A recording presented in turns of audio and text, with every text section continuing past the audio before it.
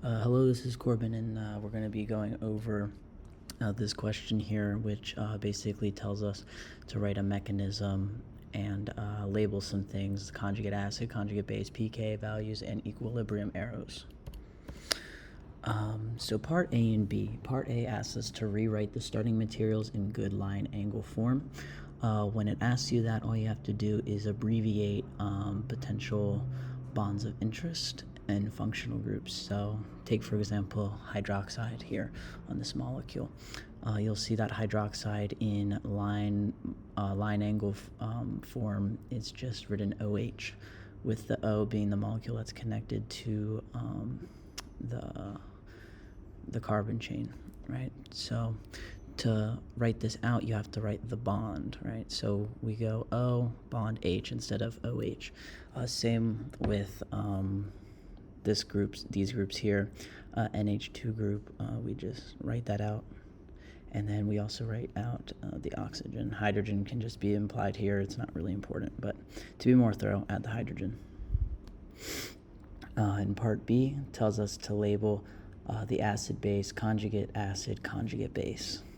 So as we can see here, we're going to label this as the acid, right? Because this hydrogen is going to be able to be taken off, right, and go with the nitrogen. We should identify that this will be the base because there's a lone pair on the nitrogen that can make a bond.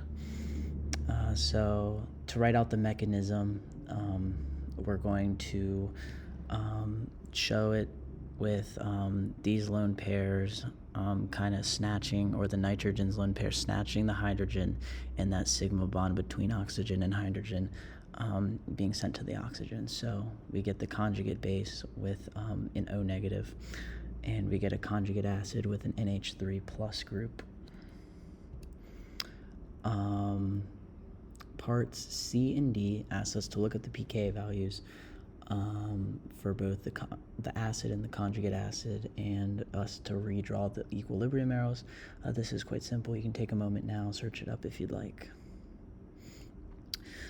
So we know that the pKa for this acid here is 15.3, and we know the conjugate acid's pKa is 5.6.